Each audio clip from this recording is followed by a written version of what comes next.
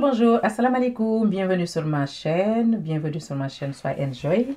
maa ngi leen di nuyu di leen gërëm di leen sant ci teewlu bi tey nag damay def di vidéo bu bees boo xamante ne mooy sama première vidéo en fait ci 2021 bi donc comme ni ma ko defee woon ci vidéo bee passé di leen souhaiter bonne et heureuse année. J'espère que 2021 bi dina doon année boo xamante ne moo gën ci année yépp voilà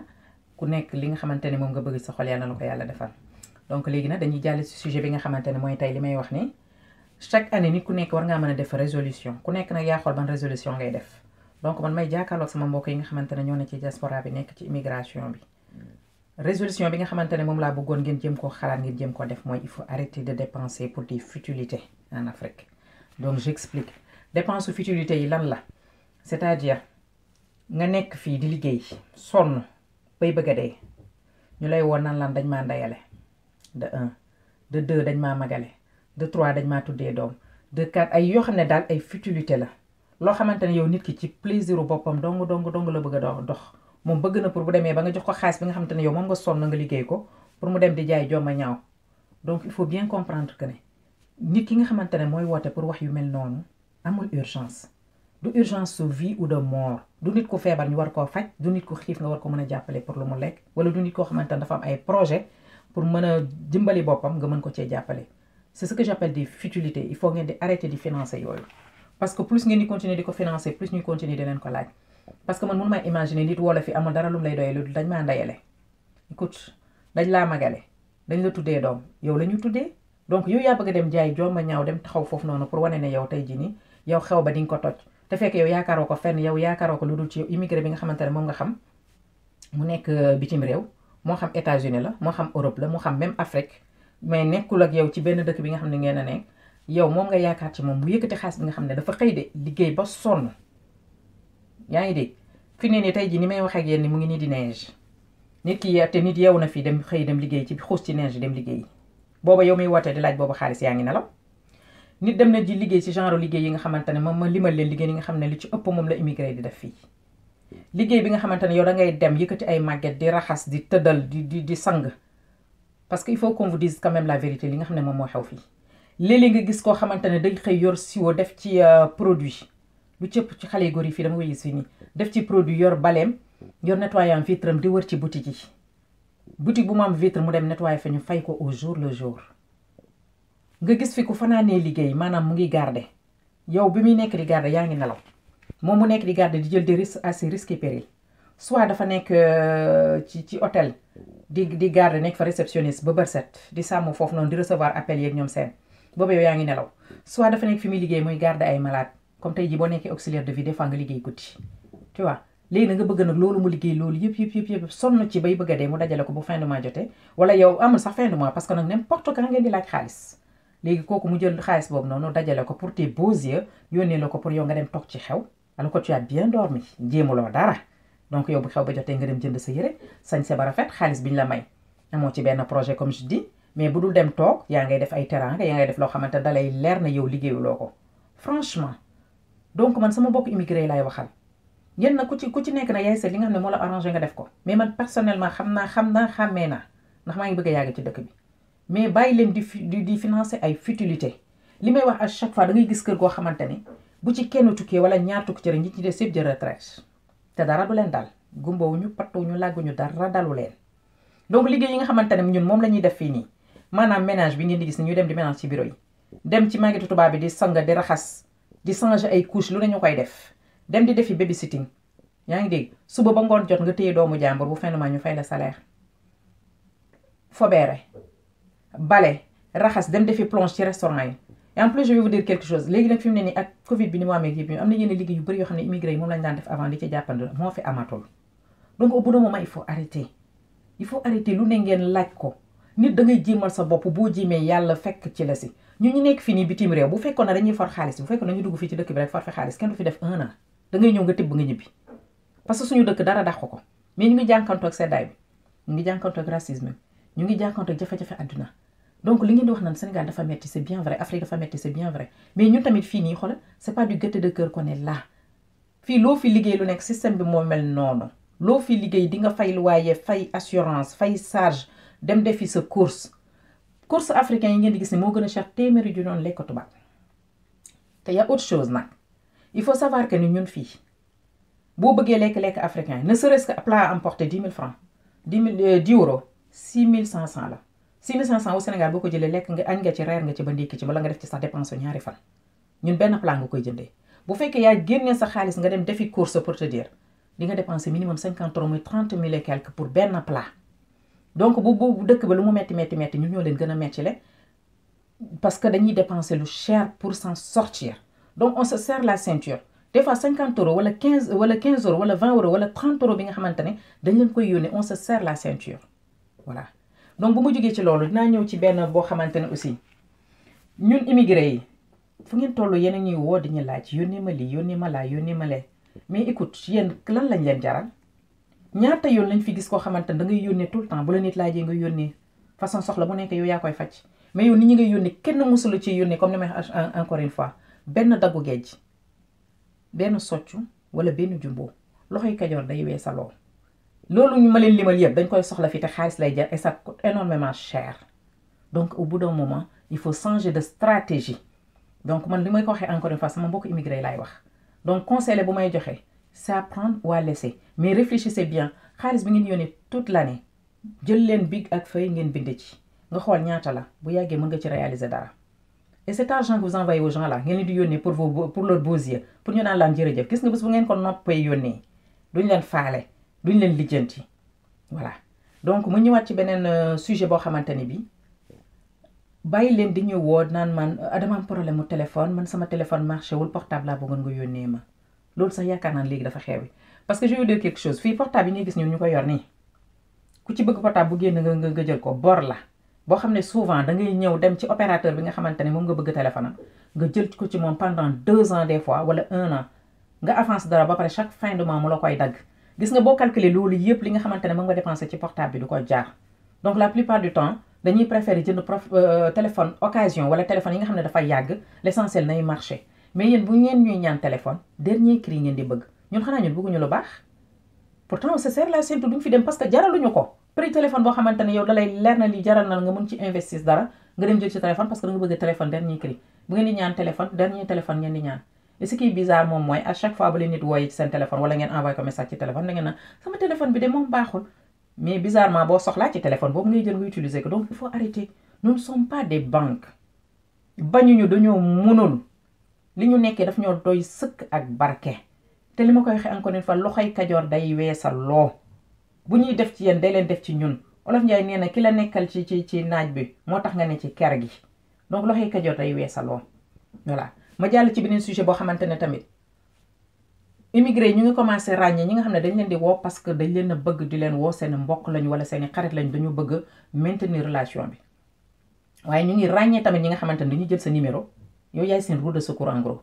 gis nga oto ni muy amee problème boo crevé boo amul roue de secours doo mën a dem il faut ñu dépanner la ko noonu la ñuy garder sa numéro yi au cas où c'est-à-dire damay garder sa numéro voilà damay jël sa numéro de temps en temps ma ne la capp benn vocal nuyu la ziar la affaire yooyu noonu deuxième fois ma cappaat la beneen troisième fois bi may ba lañ ciy teg wala lijjantal mi lii wala nangama nangam c'est pas comme ça mooy numéro roue de secours yi may wax nii donc il faut éviter ça nit ki boo koy woo wala nga koy nemmee ko danga koy nemmee ko rek te yàlla tax waaye c'est pas parce que yow danga koy garder en tête que ne ah man de xaar ma garder numéro rek au cas où bu su ma amee problème bii nii yaakaaruma ci kenn moom laay woo parce que moom comme bëggul dara dina ma envoyer xaalis immigré yeewu nañ ci léegi immigré yu bëri xam nañ ñi leen di woo parce que dañ leen di woo ndax dañ leen a bëgg ma waxaat ko encore une fois ak ñi leen di woo parce que intérêt lañ leen di wooye parce que au bout d'un moment nag fii ku fi yeewul kat moom di nga sonn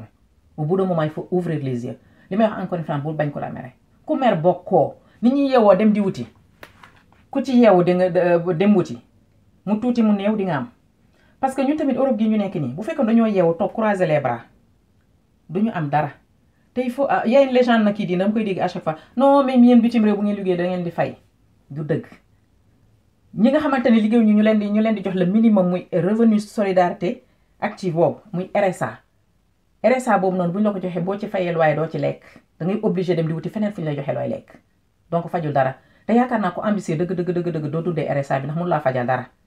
li ñu la jox yëpp ci dëkk bi lay yem mu d'une part aussi ñi nga xamante ne dañoo liggéey nekk au chômage fii boo liggéeyee nga participer ndax boo liggéeyee boo xoolee ci sa biir sara am nañu la dagg loo xamante ne moom mooy chômage au cas où bés boo pertee sa liggéey ñu di la ko jox pendant 2 ans lay durer bu jeexee tu vas te débrouiller dem wuti looy liggéey donc fii rien n'est gratuit il faut arrêter fii bu fi xaalis yomboon comme ni ma leen ko waxee kon ku fi ñëw doo fi def at da ngay tibb nga dem sa yoon ndax Sénégal la dàq foofu wala Afrique wala beneen dëkk bu mu mën a doon nga dem dund foofu noonu yor sa xaalis mais boo gisee ni di fi def 10 ans 15 ans 20 ans c'est parce que da koy temp-tempal di ko dajale di ko temp-tempal te nag wax dëgg yàlla dajale fii mais yombul yow foo toll ma Samba ngi lay woo ma Demba ngi lay woo ku nekk lay woo ci yoo xamante ne ay futilité daal yow lépp loo xam ne da nga ko waroon def pour sa bopp nga jox leen ko toog koo ci yónnee mu ne la jërëjëf bu ko neexee boo ko yónnee sax du la envoyer message pour ne la jot naa ci donc yéen immigré laay waxal les gens qui sont dans la diaspora yéen ñi nga xam ne yéen a nekk fii yéenay sonn yéenay xëy suba gi dem liggéey qui pleut qui vente ou qui neige ngeen dem uti seen xaalis yi gis ngeen ni mu mettee nga yegg ñu xoolee la benn bët di la conditionné di nga dégg lu la neex di nga dégg lu la naqari est-ce que vous êtes prêt à fin de mois jot ngeen jot seen xaalis amu leen dara lu ngeen ci xalaat yéen lekku leen ci naanu leen ci solu leen ci yëre yu baax pour ngeen voyager di ngeen dajale pendant des années balaa ngeen a tukki ngeen jël ko di ko jox doomu aadama pour doomu aadama ne leen lan yow da ngaa baax wala jërëjëf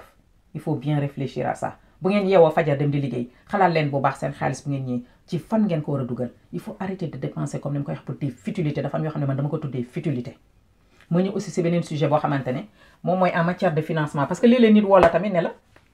nga bëggoon nga jàppale ma monter benn projet ok loolu baax na waaye le problème est que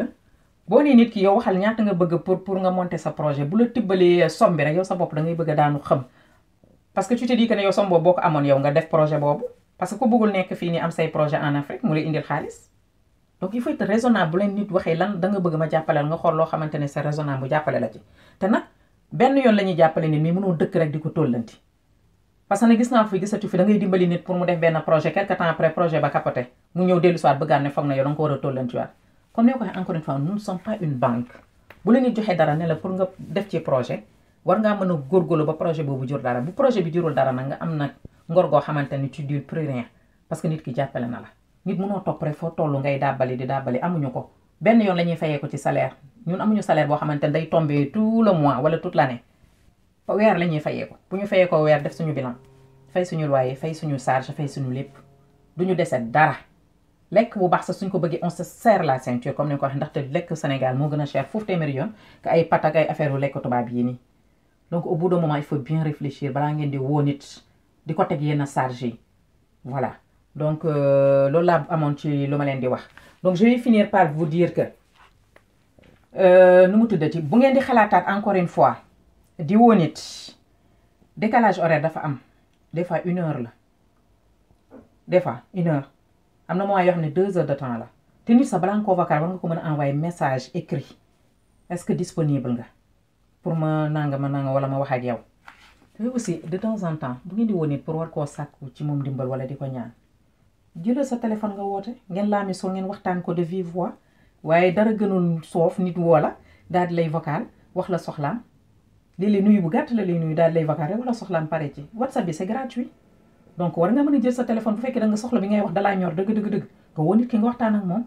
wax ko say projet mu xool ndax moom mun na ko waaye jékki-jékki da nga jékki message salut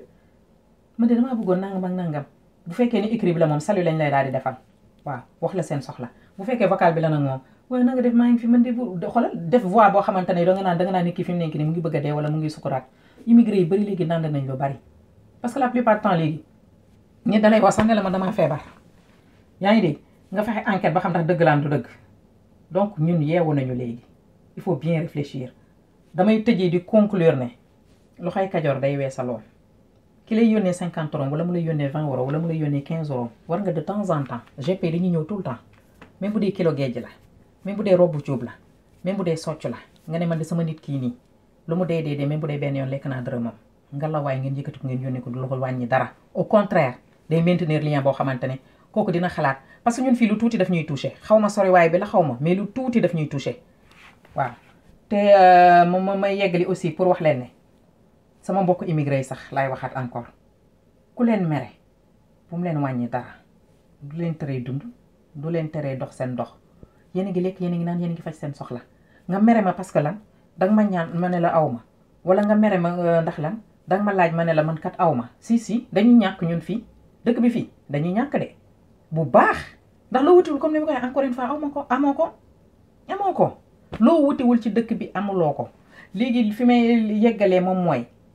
ñi nga xamante ni ñu ngi nekk Afrique lu waay jéem ak lu mu lu tuuti tuuti ak lu mu néew na ma di ko wax encore une fois conseil yu may joxe la rek boo dee jigéen lan moo nekk ci mbindaanu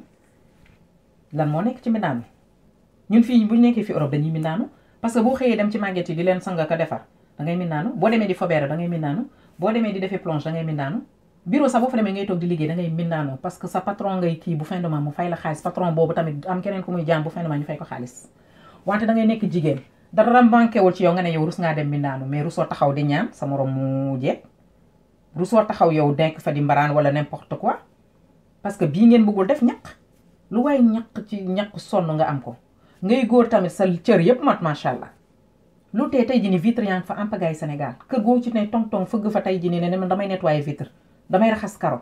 ñu fay la nga di ko def noonu ngay def ba nga am ay marché di ko liggéey fii ñu bëri dañ koy def fii nii yow bu fekkee ne da nga njaboot fi ne nii yor ay doom jur leen ba ñu màgg ba toll ni yow nga war a mën a génne naan yow yaay dem liggéey yow lu nekk yow yaay dem def fi ko waaw bien sûr mais da ngay fexe say doom yooyu tamit ñu am ci lu ñu jàpp nee naa leen même bu fekkee da ngay xëy ci koñ bi pour te dire ku yor chemise am nga ne ko man damay fóotaanu ji parce que gis nañ suñu mbokk yu jógee foofu ñu dëkkul Dakar jógee ci région yi ñëw foofu noonu di fa liggéey xaalis weex tàll ñu ngi ci njaayam cere bi ñu ngi ci fonde bi ñu ngi ci fóot bi ñu leen di fay ñu ngi ci passé bi ñu ngi ci lépp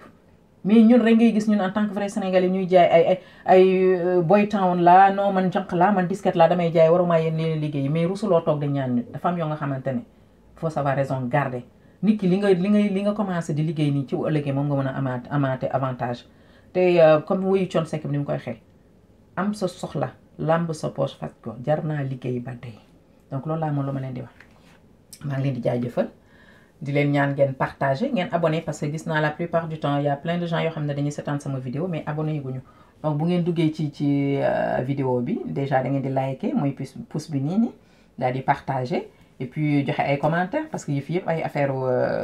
échange la rek commentaires yoo xamante ne poli ñu répondante ñu sottante xalaat donc je vous remercie partagez leen et puis à bientôt merci beaucoup au revoir